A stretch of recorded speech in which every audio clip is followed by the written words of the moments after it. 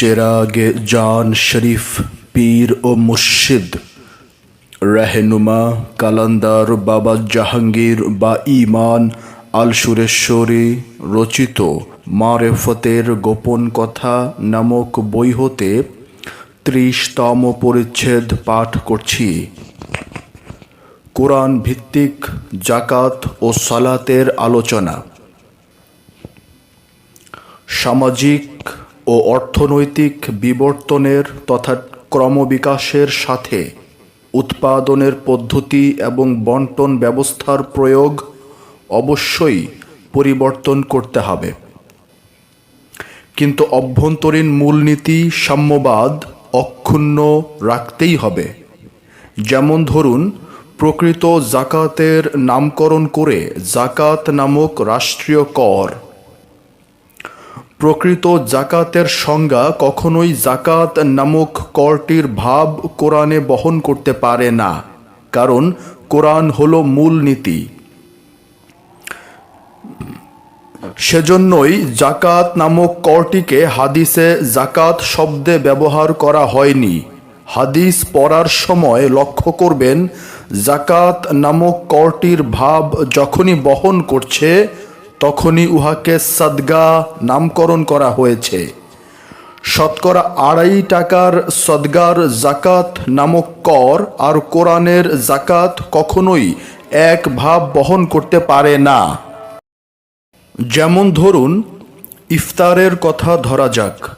প্রকৃত ইফতার এবং আনুষ্ঠানিক ইফতার কখনোই এক হতে পারে না, কিন্তু আমরা আনুষ্ঠানিক ইফতারের সঙ্গেই পরিচিত। ইফতার বলতে আমরা রোজা রেখে নির্দিষ্ট সময়ে বিভিন্ন খাদ্য সামগ্রী দিয়ে উপবাস ব্রত ভাঙ্গা বুঝি। রোজা ভাঙ্গা হাকিকতে ভুল, তাই উপবাস ব্রত ভাঙ্গা লিখলাম। কিন্তু প্রকৃত ইফতার উপবাস ভাঙ্গার খাদ্য সামগ্রী মোটেই নয়। তবে প্রকৃত ইফতার কি? মারেফাতের গোপন কথা বইতে বিষয়টি অপ্রাসঙ্গিক হলেও অনেকগুলো হাদিস হতে মাত্র একটি হাদিস তুলে দিলাম।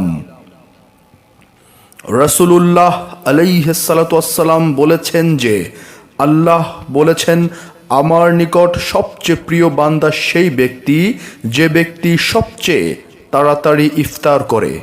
এখন আপনারাই বলুন, এই ইফতার কি ডালের ফুলুরি খাবার তাড়াহুড়ো করা?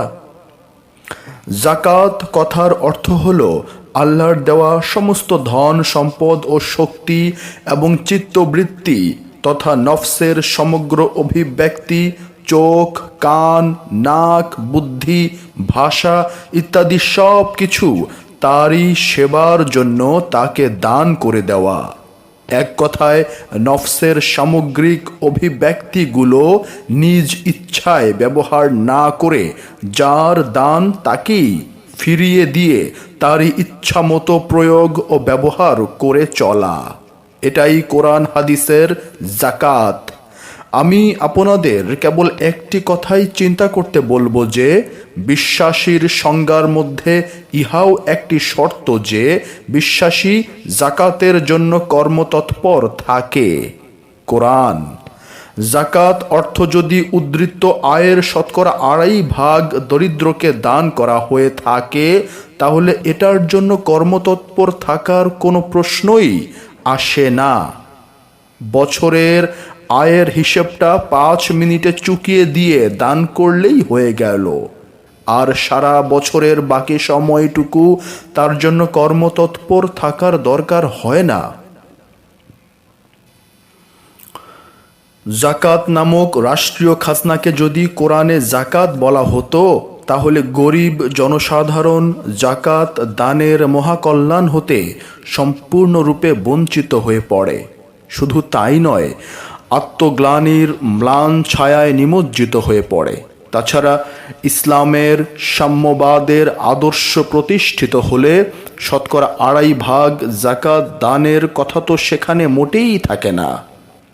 আর জাকাতের কথা কোরআন শরীফে বহুবার ঘোষণা করার প্রয়োজনও হতো না।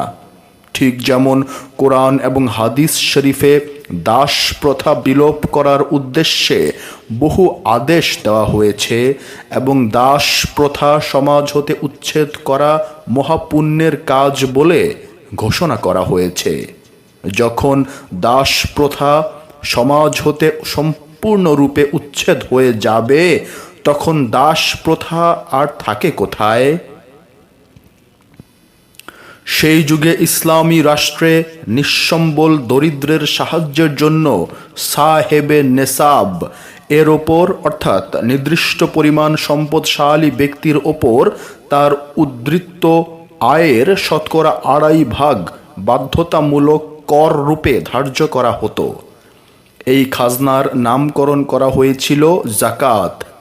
কোরআনের জাকাত অর্থ এই কর অথবা এই পরিমাণ দান করা নয়। সালাতের সঙ্গে বেশিরভাগ জাকাতের কথা একত্রে দেখা যায়। তার কারণ, সালাত করতে চাইলেই, অর্থাৎ আল্লাহর সঙ্গে সংযোগের চেষ্টা করতে গেলেই নিজের যথাসর্বস্ব উৎসর্গ করার প্রশ্ন আসে। পক্ষান্তরে নিজের যথাসর্বস্ব সাময়িকভাবে আঁকড়িয়ে ধরে থাকতে গেলে আল্লাহতে মনোযোগ দেওয়া সম্ভবপর হতে পারে না। এই জন্য সালাত করতে গেলেই জাকাতের কথা এসে পড়ে এবং জাকাত দিতে চাইলে সালাত করতেই হবে। উভয়ে পরস্পর অঙ্গাঙ্গী। সালাত একটি অখণ্ড সংযোগ প্রচেষ্টা। ইহা সময় দ্বারা খণ্ডিত নয়। যদিও 5 বার আনুষ্ঠানিক সালাত পালন করার বাধ্যতামূলক বিধান শরীয়তে রাখা হয়েছে, কোরআন 5 ওয়াক্ত সালাতের কথা উল্লেখ করেনি, কারণ উহা মূলনীতি নির্ধারক। কোরআন বলছে আকিমুস সালাতা, অর্থাৎ সংযোগ প্রচেষ্টা কায়েম করো। কায়েম অর্থে স্থায়ী ও নিরবিচ্ছিন্ন সালাত করতে থাকা বোঝায়। শরীয়তে দিনে 5 বার সালাত পালনের যে পদ্ধতি দেওয়া হয়েছে, তাও স্থায়ী সংযোগ তথা সালাত সৃষ্টির পথে অগ্রসর হবার উদ্দেশ্যেই করা হয়েছে। ঠিক সেরকমভাবে ইসলামের সাম্যবাদকে প্রতিষ্ঠা করার তরে জাকাত নামক কর দেওয়া এবং দরিদ্রকে দান করার নানা প্রকার উৎসাহমূলক এবং সতর্কতামূলক উপদেশ রাখা হয়েছে, যাতে বিশ্ব মানব সমাজে সাম্যবাদের আদর্শ প্রতিষ্ঠা লাভ করতে পারে। সালাতের সাথে জাকাত জড়িত, সুতরাং সমগ্র চিত্তবৃত্তি এবং পার্থিব সম্পদ জাকাত করবার জন্য, অর্থাৎ আল্লাহর নিকট জাকাত রূপে উৎসর্গ করবার জন্য সদা কর্মতৎপর থাকতে হবে। জাকাত না করলে সালাত হবে না, কারণ নফসের বৃত্তিগুলো নফসকে তার ইচ্ছা মতো ব্যবহার করতে দিলে ওই সমস্ত দ্বারা সে দুনিয়ার সঙ্গে, পৃথিবীর সঙ্গে নয়। কোরআন হাদিসের পরিভাষায় দুনিয়া এবং পৃথিবী এক নয়, কারণ পৃথিবী দুনিয়াতে বাস করে না, পৃথিবী আল্লাহর দ্বীনে বাস করে।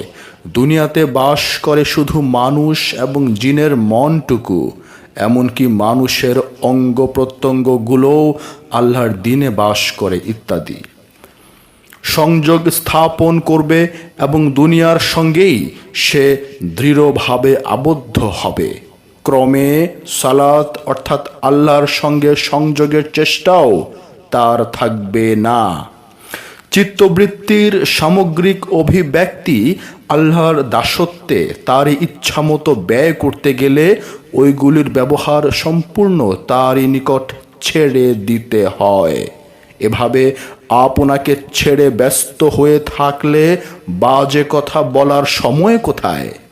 আল্লাহর দেওয়া সমস্ত শক্তি ও সম্পদ আল্লাহকে জাকাত দেওয়া সোজা কথা নয়।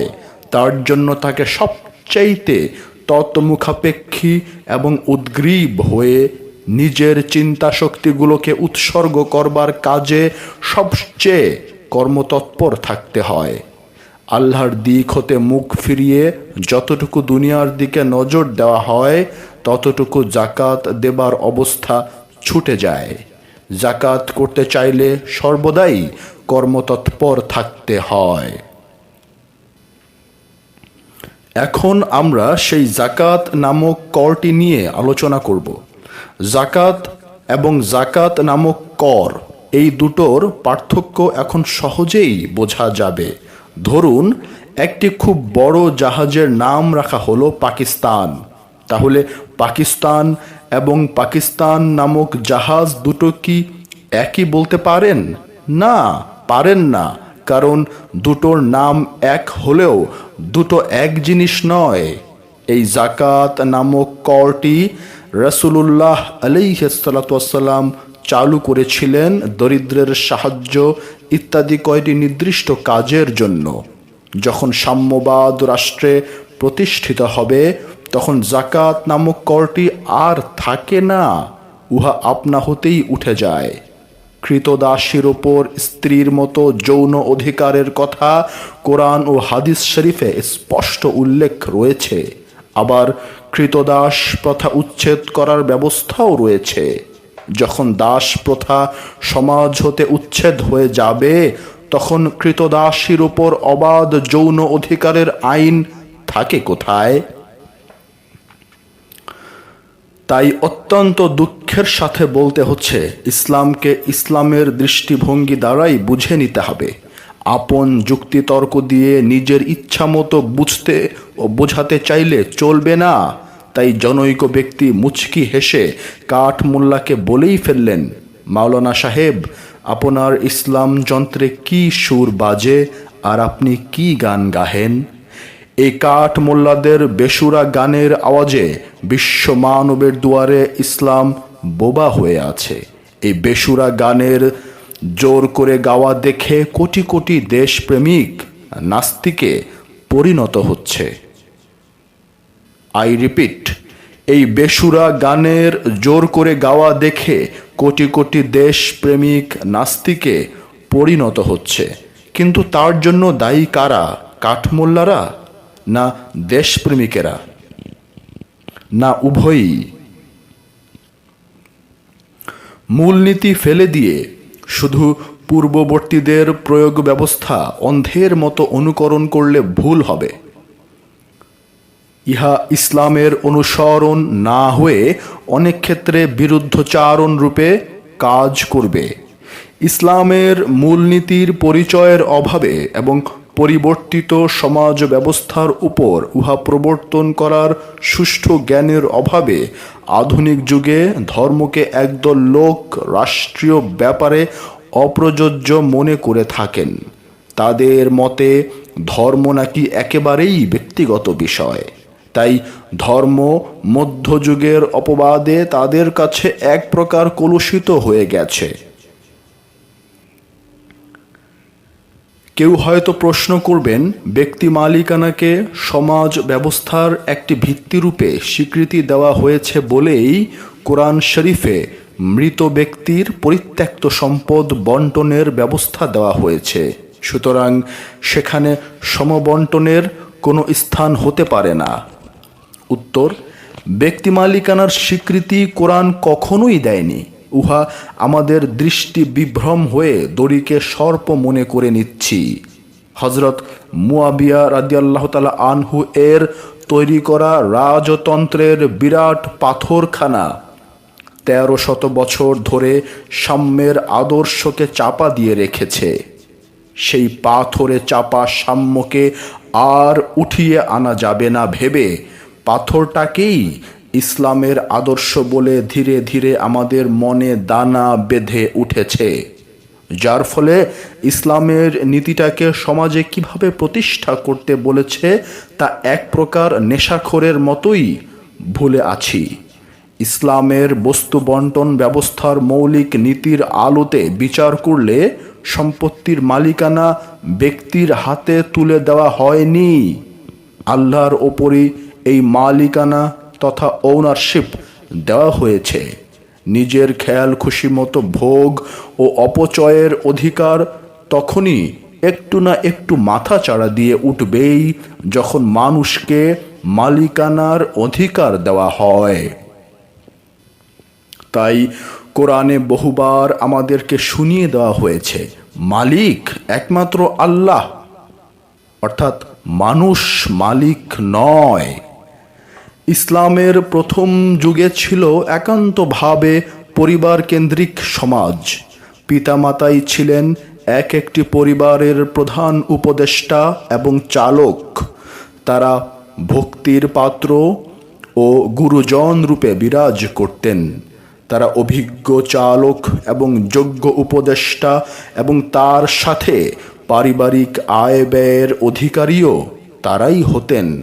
তাদের মৃত্যু হলে তাদের অধিকারভুক্ত সম্পত্তির বন্টন ব্যবস্থা অবশ্যই থাকতে হবে। মৃত ব্যক্তির পরিত্যক্ত সম্পদ বন্টন ব্যবস্থার কথা কোরআন শরীফে উল্লেখ করা হয়েছে। এর দ্বারা একথা বোঝায় না যে ব্যক্তি মালিকানা রাখতেই হবে। দাস প্রথার স্বীকৃতি কোরআনের কোথাও নেই, বরং দাস প্রথা উচ্ছেদ করার আহ্বান কত সুন্দর করেই না বলা হয়েছে। কিন্তু সেই যুগের সেই অবস্থাতে দাস প্রথা রয়ে গেল। এর দ্বারা একথা বোঝায় না যে দাস প্রথা রাখতেই হবে। কোরআন যেমন মৃত ব্যক্তির সম্পত্তির বন্টন ব্যবস্থা প্রদান করেছে, আবার তার সঙ্গে সাম্যের অজস্র বাণীও তো প্রচার করেছে। পৃথিবীতে যা কিছু আছে তা আল্লাহ তোমাদের মঙ্গলের জন্যই সৃষ্টি করেছে। সূরা বাকারা আয়াত 29। তাই আমরা দেখতে পাই সেই যুগে সেই পরিবেশে যদিও সাম্যের রোলার চালানো হয়নি, কিন্তু সাম্যের দিকে ধাবিত হবার সাবধানবাণী ও উপদেশের রোলার কম চালানো হয়নি। আমরা খুতবাতে শুনে আসছি আস-সুলতানু জিল্লুল্লাহ। আল্লাহ যেখানে সোজাসুজি মানুষের রাজা, সেখানে সুলতানের অস্তিত্ব কোথায়? সুলতান কেমন করে আল্লাহর ছায়া হলো, এটা বিশেষভাবে বুঝে নেবার প্রয়োজন আছে। ইসলামী রাষ্ট্রে সুলতান তিনি যাকে আল্লাহ ও তার রসুল কর্তৃত্বের আসনে বসিয়েছেন তাদের প্রতিনিধি রূপে।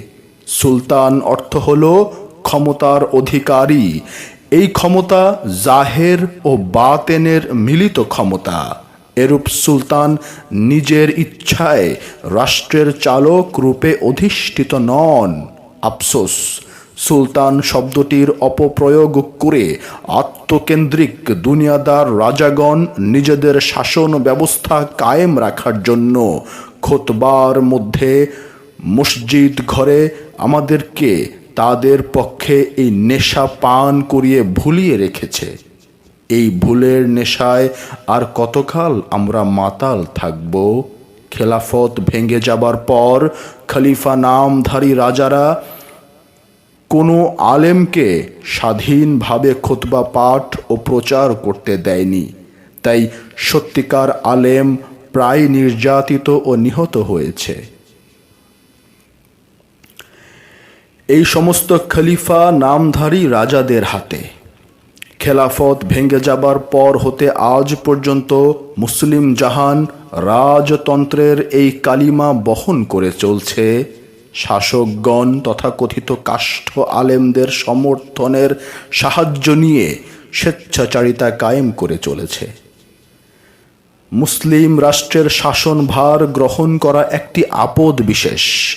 এখানে না আছে আমিত্ব জড়ানো কর্তৃত্ব, আর না আছে অন্য কোন রূপ ব্যক্তি স্বার্থ। এখানে শুধুই সেবা আর সার্বিক জনকল্যাণ। এই কল্যাণ আমিত্ব প্রতিষ্ঠার পথে নয়, বরং আমিত্ব ধ্বংসের পথে। জেহাদ ইহার মূল মন্ত্র। এই জেহাদ ব্যক্তিকেন্দ্রিক এবং সমাজকেন্দ্রিক। শাসক আর সৈনিক রাষ্ট্রের শত্রুর বিরুদ্ধেই শুধু জেহাদে রত নয়, তারা নিজের আমিত্বের বিরুদ্ধে কঠোর সংগ্রামে লিপ্ত। তাই তাদের সামরিক শিক্ষা ধর্মভিত্তিক, বস্তুভিত্তিক নয়। তারা যোদ্ধা হিসেবে যেমন অসীম সাহসী, অতুলনীয় বীর, তেমনি আবার দয়ায় বিগলিত প্রেমিক। নীতিবাদ তাদের মূল মন্ত্র, স্বার্থবাদ তাদের পরিত্যাজ্য। প্রেম ও মনোবল তাদের বিজয়ের মূল মন্ত্র, কারণ প্রেমের সঙ্গেই আল্লাহ আছেন, অস্ত্রবল উপলক্ষ মাত্র। হযরত শাকিক বলখি রাদিয়াল্লাহু তাআলা আনহু মুসলিম রাষ্ট্রের রাষ্ট্রপ্রধানের যে কতখানি গুরুত্বপূর্ণ দায়িত্ব তা বর্ণনা করেছেন। তিনি মুসলিম রাষ্ট্রের রাষ্ট্রপ্রধানকে নদী নালার উৎস ঝর্ণা রূপে দেখিয়েছেন। তিনি বলেছেন, উৎসরূপ ঝর্ণার পানি যদি নির্মল না হয়ে সংক্রামক রোগ জীবাণু মিশ্রিত পচা দুর্গন্ধময় পানি হয়, তবে সেই ঝর্ণার পানি বহনকারী নদীনালাও তো তা বহন করবে। সেরকমভাবে মুসলিম রাষ্ট্রের রাষ্ট্রপ্রধান যদি মন্দ এবং স্বেচ্ছাচারী হয়, তাহলে সংক্রামক রোগের মতো সেই ব্যাধি সমস্ত দেশে ছড়িয়ে পড়ে। এইরূপ বিপথগামী রাষ্ট্রপ্রধানকে যেখানে যে অবস্থায় পাওয়া যাবে, সেখানেই সেই অবস্থায় তাকে হত্যা করার আদেশ দেওয়া হয়েছে। ঈমান ও ইসলাম রক্ষার খাতিরে এরূপ শাসকের বিরুদ্ধে রুখে দাঁড়াতে হবে, যেন অন্যায় ও অসাম্য সমাজে প্রশ্রয় লাভ করতে না পারে। মোট কথা, দুনিয়ার জীবনে মানুষ কোনো কিছুরই মালিক হতে পারে না। সর্বমালিকানা আল্লাহর এবং তার রাসূলের। ইসলাম এই সত্যের উপলব্ধি মনের মধ্যে সদা জাগ্রত রাখার মতো অনেক ব্যবস্থাই দান করেছে। সেই জন্য সত্যিকার মুসলমানের কথা আলাদা। তিনি আল্লাহর প্রতিনিধি রূপেই বস্তু জগতে হস্ত সঞ্চালন করে থাকেন। তিনি নিজেকে উহার মালিক মনে করে অংশীবাদী রূপে পরিগণিত করতে রাজি নন। যদিও আদর্শকে লক্ষ্য করেই ধর্মীয় বিধান রচনা করা হয়ে থাকে, তথাপি পরিণামে আদর্শবাদ ও বাস্তব নিয়ন্ত্রণ সমাজে এক প্রকার থাকতে পারছে না। মূলের দিকে লক্ষ্য রেখে বুঝতে চেষ্টা না করলেই চিন্তার গোলযোগ এবং মতভেদের উদয় হয়ে থাকে। ইসলামের সাম্যবাদের নীতি ও আদর্শ বিকৃত ভাবধারার অবগুণ্ঠনে ঢেকে পড়ার অনেক কারণ আছে। সবগুলো বর্ণনা করা এতটুকু পুস্তকে সম্ভব নয় বলে দু চারটা কথা আবার না বললে একেবারেই ধোঁয়াটে থেকে যায়। সবচাইতে ছোট করে যদি রাসূলুল্লাহ আলাইহিস সালাতু ওয়াস সালাম এর তথা ইসলামের সমস্ত নীতি ও আদর্শবাদকে একটি ট্যাবলেট করে দেখানো যায়, তবে সেই ট্যাবলেটটি হলো তর্কে দুনিয়া, অর্থাৎ দুনিয়াকে পরিত্যাগ করা। দুনিয়াকে পরিত্যাগ করাই যদি ইসলামের একটি মাত্র উদ্দেশ্য হয়ে থাকে, সেখানে অপরকে ছোট করে, বঞ্চিত, রিক্ত করে নিজে কি করে শোষণ করা ধনের পাহাড় বানাতে পারে? আমিত্বের প্রশ্ন তোলাটাই যেখানে অবান্তর, সেখানে সাম্যবাদের আদর্শ কি করে শতচ্ছিন্ন মলিন বসনে আর অনাহারে হাড় ওঠা দেহে কবরের চিরসজ্জার কাছে দাঁড়িয়ে থাকে? ইসলামের ওপর বিকৃত ব্যাখ্যা দেবার কারণে আল্লাহর রেজেক কথাটিও আমাদের নিকট বিকৃত আকারে মনে ধারণ করে আছে। যাকে আমরা রেজেক বলে ধরে নেই, দুনিয়ার এই রেজেককে কোরআনের একটি লাইনেও আল্লাহর রেজেক বলে উল্লেখ করা হয়নি। কারণ হলো এই যে, কাফেরগণও তো তাহলে দেখতে পাচ্ছি আল্লাহর রেজেক ভোগ করে আসছে। আল্লাহর রেজেক ভোগ করার অধিকার কাফেরের নেই, কেননা কোরআন স্পষ্ট বলছে, হে মুমিনগণ, মৃত্যুর আগে আল্লাহর রেজেক হতে ব্যয় করে মরো। কাজেই বলা যায়, কেবল মুমিনদের পক্ষেই আল্লাহর রেজেক হতে ব্যয় করার চেষ্টা করা সম্ভবপর হতে পারে। আমরা যাকে আল্লাহর রেজেক বলছি তা নয়, বরং উহা সকলের জন্য সাময়িক উদ্দেশ্যমূলক একটি সাধারণ দান। নফস যখন আপন খেয়াল খুশি মতো উৎপাদন বা উপার্জন করে নেবে, তখন সেটাকে আল্লাহর রেজেক আর বলা যাবে না। আল্লাহর অখণ্ড দিনে প্রবেশ করে প্রত্যক্ষভাবে আল্লাহর গুণাবলী হতে নির্গত বস্তু আপনা আপনি তৈরি হয়ে মুমিনের চাহিদা মতো এসে হাজির হবে। উহাকেই আল্লাহর রেজেক বলে কোরআন শরীফ ঘোষণা করেছে। একমাত্র রবের ইচ্ছার মাঝে আপন ইচ্ছাটিকে মিশিয়ে একাকার করে সমগ্র সৃষ্টির আইনের উপর অর্থাৎ কেতাব এর উপর পূর্ণ কর্তৃত্ব আসতে পারে। কেতাব বলতে কোরআনে বইকে বোঝানো হয়নি। যদি কেতাব অর্থ বই ধরে নেওয়া যায়, তাহলে কোরআনের ভাবধারাতে আপনি কোথাও মিল খুঁজে পাবেন না। ছোট করে বলতে গেলে কেতাব হলো আল্লাহর জাত হতে যে রূপান্তর ও বিবর্তন তথা ট্রান্সফরমেশন এর দ্বারা তিনি তার সেফাত প্রমাণ করছেন এবং তার সেফাত হতে সর্বসৃষ্টি প্রকাশ করে চলেছেন সেই রহস্যময় সৃষ্টি বিধান। অন্যভাবেও বলা যায়, তিনি প্রথম হতে নিজেকে অনেক রূপে রসে বৈচিত্র্যের মধ্য দিয়ে প্রকাশ করে চলছেন এবং এই প্রকাশের ধারাকেই তথা ডিভাইন ম্যানিফেস্টেশন কেই বলা হয়েছে কেতাব। বিবর্তন ও রূপান্তর কথাটিতে সাধারণত যা বোঝানো হয় আল্লাহ সম্বন্ধে তা বোঝাবে না, কারণ তার রূপান্তর বস্তুর রূপান্তরের মতো নয়। কোনো বস্তু রূপান্তরিত হলে আগের মতো আর থাকছে না।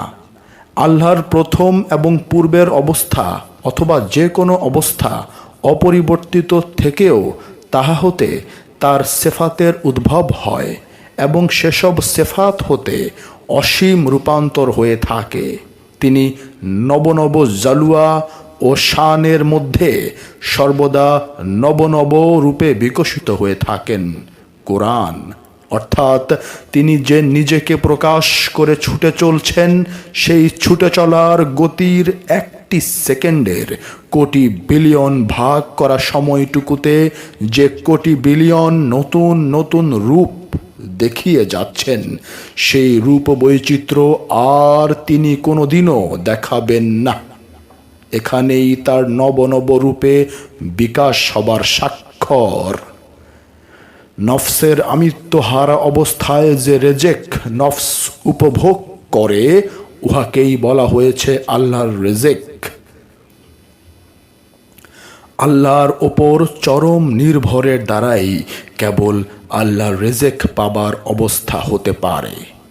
একই আল্লাহর রেজেকের আবার দুটো রূপ, একটি হলো আল্লাহর গুণাবলী আল্লাহর রেজেক এবং অপরটি সেই গুণাবলী হতে নির্গত বস্তুও আল্লাহর রেজেক। অবশ্য মূলে দুটোই এক, শুধু প্রকাশেই দুই। এ যেন একই আল্লাহর রেজেকের জাহের ও বাতেন। আল্লাহ নিজেই রেজেক, কারণ তার গুণাবলী হতে তিনি পৃথক নন। এই নিজে বলতে আল্লাহ মানুষের কাছে আল্লাহ রূপী নিজে নন, বরং রব রূপী নিজে, কারণ রব রূপে তিনি মানুষের সঙ্গে প্রত্যক্ষ সম্বন্ধযুক্ত এবং অঙ্গাঙ্গী। তৌহিদের স্বরূপ বুঝতে না পারলে ইহা বোঝা কঠিন। আল্লাহর রেজেক ছাড়া আর বাকি সকল পার্থিব জীবনের জন্য তার সাধারণ সাময়িক ও নগণ্য দান। এই সাধারণ দান তিনি সৃষ্টি বিধানের মধ্যে সবার জন্য সমভাবে রেখেছেন। এই দান মৃত্যু ঘটনার পূর্ব পর্যন্ত থাকবে মাত্র। পরপারে প্রবেশের অধিকার বা শক্তি তার নেই।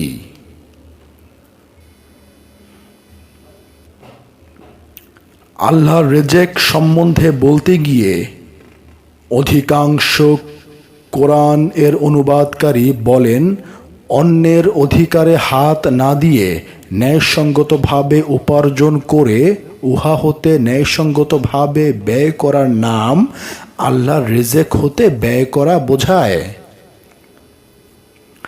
কোরআনের অনুবাদকারীদের প্রচলিত এই মতের অর্থ যদি মেনে নেওয়া হয়, তবে স্বীকার করে নিতেই হবে যে দুনিয়ার কাফের, অংশীবাদী ইত্যাদি সবাই মিলে আল্লাহর দেওয়া রিজেক থেকে ব্যয় করছে।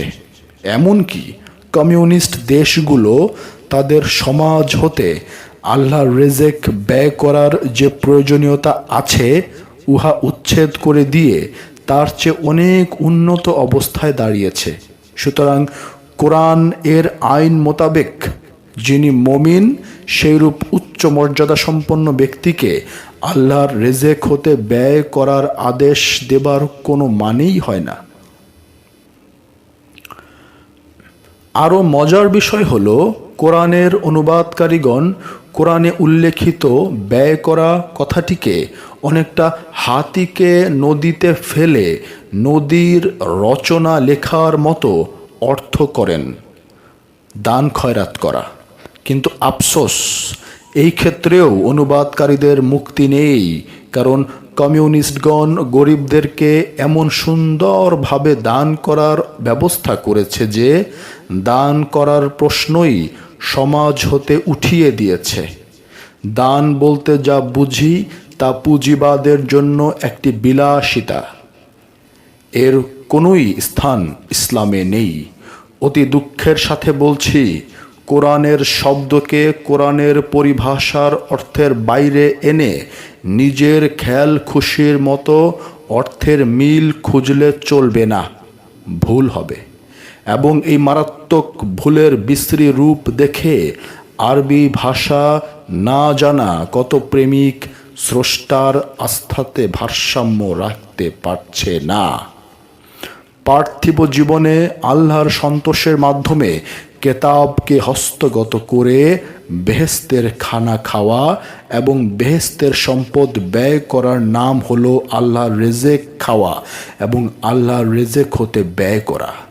পার্থিব জীবনে আল্লাহর দ্বীনে প্রবেশ না করা পর্যন্ত আল্লাহর রিজেক হতে ব্যয় করা অসম্ভব, কারণ আল্লাহর দ্বীন অক্ষয়, দুনিয়া ধ্বংসশীল। আল্লাহর দ্বীনে প্রবেশ করার পর যে জীবন, ইহা অক্ষয় অমর জীবন। দুনিয়ার জীবন জরা মৃত্যুর অধীন।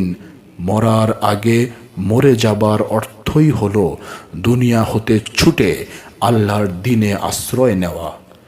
উপভোগ্য সামগ্রী ও বিষয়গুলো হতে যখন তদনুরূপ পর্দাটি মানব মন উঠিয়ে ফেলতে পারে, তখনই ওই সকল আল্লাহর রিজেকে পরিণত হয়।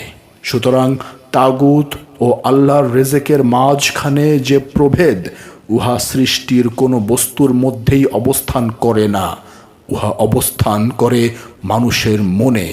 মানুষের এই অবস্থান রূপ মনটির পরিবেশকেই বলা হয় দুনিয়া। ইহাই মানব মনের আমিত্বের আবরণ। এই আবরণ ছিন্ন হয় বলে জাহের ও বাতেন একাকার। সকলই আল্লাহর নিদর্শন তথা আয়াত।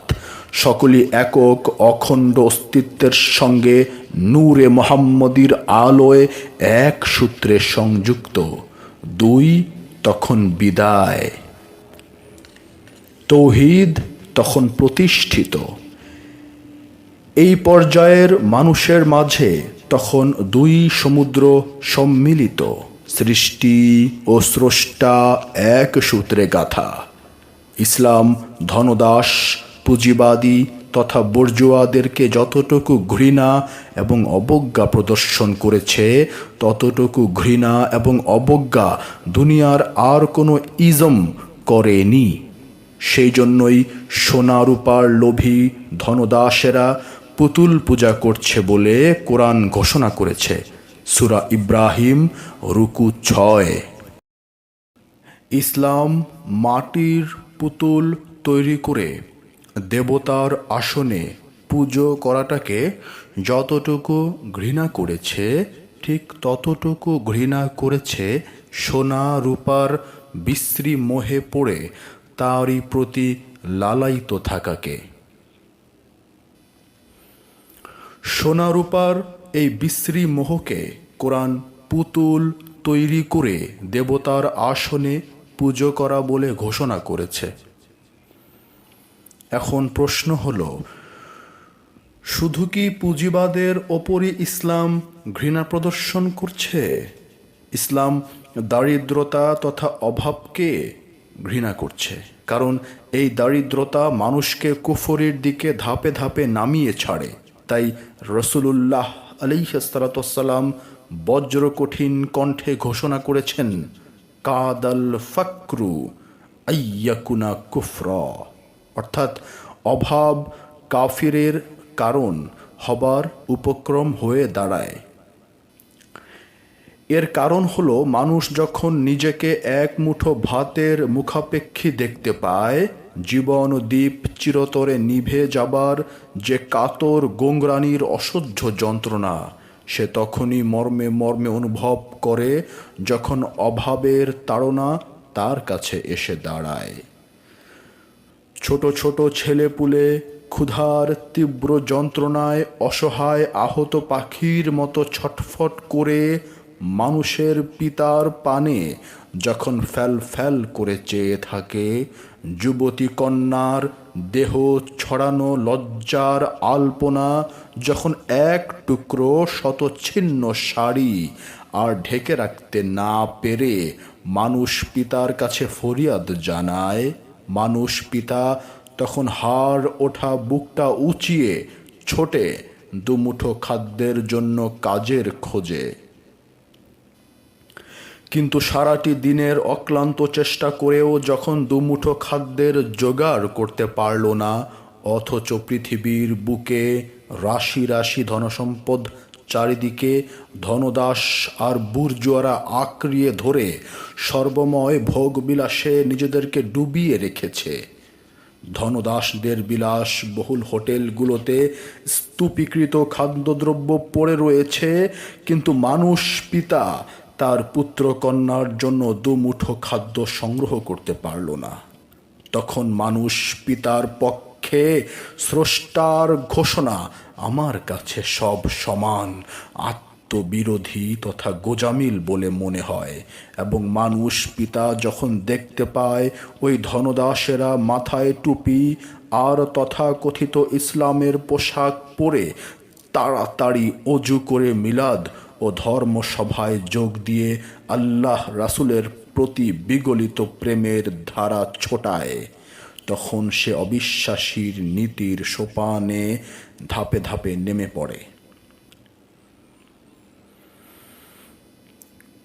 মানুষের সমাজে এই সকল করুণ দৃশ্য অহরহ ফুটে ওঠে এবং উঠবে যদি পুঁজিবাদ এবং ধনদাসদের সর্বময় ভোগবিলাসের ক্ষমতা মানুষের সমাজ পথ তৈরি করে দেয়। তাই ইসলাম পুঁজিবাদ এবং অভাব তথা দরিদ্র উভয়কেই ঘৃণা করছে। এই দুটোর প্রতি যখন ইসলাম ঘৃণা প্রদর্শন করেছে, তখন স্বাভাবিকভাবেই মনে করা যায় যে ইসলাম সাদর আহ্বান জানিয়েছে সাম্যবাদকে। সাম্যবাদ গণসমাজে প্রতিষ্ঠিত হোক, এটাই ইসলামের পার্থিব সম্পদ বন্টনের মূলনীতি। মানুষের মানবিক মূল্যকে রক্ষা করতে গিয়ে সাম্যবাদকে মূলনীতিরূপে গ্রহণ করে মানুষের পৃথিবীর যে কোনো অংশ যদি প্রতিষ্ঠিত করতে এগিয়ে আসে, তবে নিপীড়িত, লাঞ্ছিত, পদদলিত পৃথিবীর কোটি কোটি মানুষ তাদের জানাবে আন্তরিক শ্রদ্ধা আর সালাম, এবং একদিন তারা পৃথিবীর বুকে বিচরণকারী পুঁজিবাদী ধনদাস আর জমিদারদের চোখে আঙ্গুল দিয়ে বুঝিয়ে দেবে, পাথরের গড়া মেকি প্রাসাদ আর সর্বময় ভোগবিলাস সভ্যতা নয়। সভ্যতা হলো মানুষের সমাজে সাম্যবাদ তথা রসুলুল্লাহ আলাইহিসসালাম এর আকুল আহ্বান। মানুষ মানুষের ভাই কে প্রতিষ্ঠিত আদর্শরূপে মানুষের সমাজে প্রতিষ্ঠা করা। কোটি কোটি অবহেলিত মানুষ সেদিন দিবালোকের মতো স্পষ্ট বুঝতে পারবে যে ১.৫ পয়সা দামের কাঠমোল্লা আর ৩ পয়সা দামের পুঁজিবাদীদের কেচি কলে জাতা খাওয়া পিএইচডি ডিগ্রিধারীরা আর কিছুই নয়। তারা ধনদাসের মুখোশ পরে মানবতার সোশ্যাল ওয়েলফেয়ার তথা শেয়াল পণ্ডিতের কাছে কুমিরের ছানাদের বর্ণমালা শেখানোর মানুষ খেকো পিএইচডি পণ্ডিত। রাসূলুল্লাহ আলাইহিসসালাম তার উম্মতের মধ্যে ৫০০ বছর আগে বেহেশতে প্রবেশ করবে বলে যাদের সুসংবাদ দিয়েছেন, তারা কি কম গরিব? ইহার কিছুটা আভাস না দিলে হয়তো বিষয়টা ঘোলাটে হয়ে থাকতে পারে। তারা সেই সমস্ত গরিব যারা পূর্ণ যৌবনেও নফসে আম্মারাকে সম্পূর্ণরূপে আপন কর্তৃত্বের মাঝে রেখে স্রষ্টার নৈকট্য এবং দর্শন লাভের বাসনায় কঠোর সাধনায় সদা লিপ্ত থেকে সর্বদা স্রষ্টার প্রতি তৎগত এবং তৎমুখাপেক্ষী তথা তাকওয়ায় থাকে। সৃষ্টি এবং স্রষ্টার যে গভীর একটি রহস্য লুকিয়ে আছে, সেই রহস্যের ঢাকনা খুলতে তারা আপ্রাণ চেষ্টা ও সাধনাতে লিপ্ত থাকে। তারা স্রষ্টার দর্শনকেই জীবনের মূল মন্ত্র করে নিয়েছে। স্রষ্টার রহস্য তারা দেখবে, স্রষ্টার দর্শন এবং স্রষ্টার বিজ্ঞানের অধিকারী তারা হবে। এই মরণপণ নিয়ে সাধনাতে ধ্যানমগ্ন রয়েছে।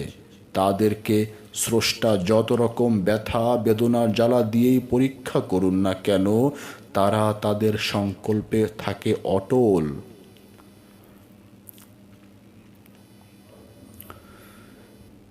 তারা প্রথমে সংসার বিরাগী, তারা আমিত্ব ত্যাগের সাধনায় যোগী, যদিও তারা জানে গৃহত্যাগ করলেই বৈরাগ্য হয় না। আমিত্ব তথা অহম তথা ক্ষুদি তথা হাস্তি ত্যাগ করতে পারলেই হয় প্রকৃত বৈরাগ্য। তবু তারা রাসূলুল্লাহ আলাইহিসসালাম এর নির্জন হেরা পাহাড়ের গুহায় একাকী ধ্যানমগ্ন জীবনকে প্রথমে নেয় বরণ করে। নির্জনে একাকী ধ্যানমগ্ন থেকে স্রষ্টার নৈকট্য লাভের ইশারা তারা হেরা পাহাড়ের গুহা হতে সন্ধান পায়। তাই তারা প্রথমে সংসার বিরাগী।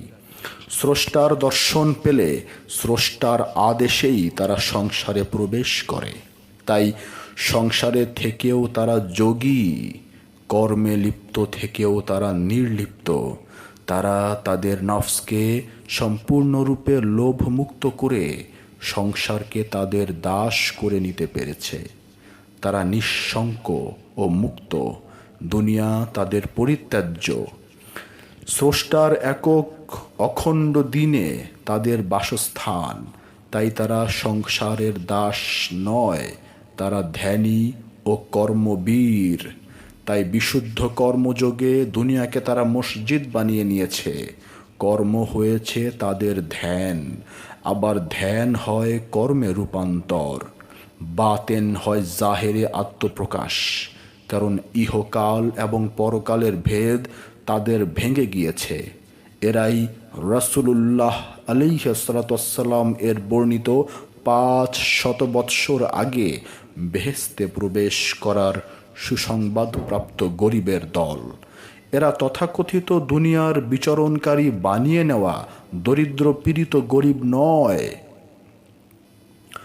তথাকথিত বানিয়ে নেওয়া গরিবদের লক্ষ্য হল যাদের পার্থিব সুখ স্বাচ্ছন্দ্য আছে, তাদের সেরকম সুখ স্বাচ্ছন্দ্য দেওয়া হবে না বা পেতে পারে না।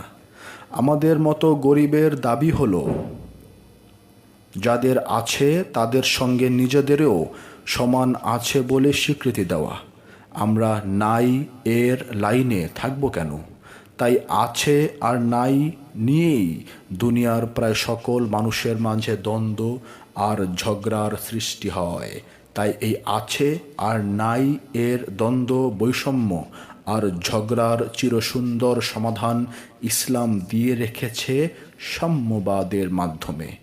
সবাই সমানভাবে ভোগ করবে আল্লাহর দেওয়া এই পৃথিবীর সমস্ত ভোগ সম্পদ।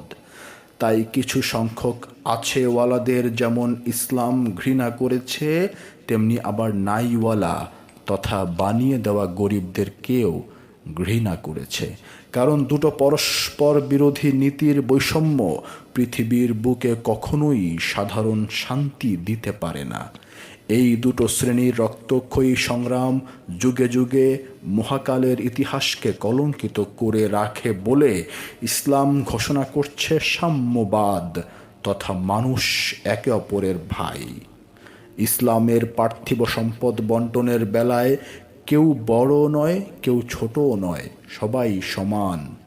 উটের পিঠে মানুষ ওমর ফারুক শুধু বসে যাবে না, রশি ধরে উট টেনে নিয়ে যাবে যে মানুষ, তারও উটের পিঠে বসে যাবার সমান অধিকার আছে। এই গণসাম্যবাদী ইসলামের বজ্রকঠিন কণ্ঠের দৃপ্ত ঘোষণা। তাই ইসলাম পৃথিবীর অভাবী জনসাধারণকে সতর্ক করে দিয়েছে, তোমরা প্রথমে যারা অভাবী নয় তাদেরকে তোমাদের অভাব ঘুচিয়ে দিয়ে সাম্যবাদ প্রতিষ্ঠা করার আহ্বান জানাও, এবং তাতে যদি সাম্য প্রতিষ্ঠার সাড়া তাদের কাছ থেকে না পাও তবে জোর করে তোমাদের হক আদায় করো তথা সাম্যবাদ প্রতিষ্ঠা করো। কারণ তারা পৃথিবীর বুকে অভাবী মানুষকে ভাই বলে এক সারিতে দাঁড়াতে দিতে চায় না। তাই হে পৃথিবীর অভাবী জনতা, তোমরা জোর করে প্রতিবাদ করো, কঠিন হস্তে চেপে ধরো লৌহ শপথ, সমুচিত শিক্ষা দাও ধনদাস, লোভী ও পুঁজিবাদীদের। প্রতিবাদের রক্তপুস্তক রচনা করে যাও, তবে এই প্রতিবাদের প্রতিফল সাম্যবাদ প্রভাতের নবোদিত সূর্যের আলো ছড়ানো মুখমণ্ডল নিয়ে উকি দেবে। প্রতিবাদের কাগজ পুস্তক রচনা করলে গণসাম্যবাদ শুধু কেঁদেই যাবে, বাস্তব পৃথিবীতে ফল হবে কাঁচকলা। ইসলাম সতর্ক করে দিচ্ছে, শুধু কলম দিয়ে কাগজের পাতায় ইটের প্রাসাদ বানালেই চলবে না। কারণ কাগজে আঁকা ইটের প্রাসাদে চোখের ক্ষুধা মেটানো যায়, কিন্তু তাতে থাকা যায় না।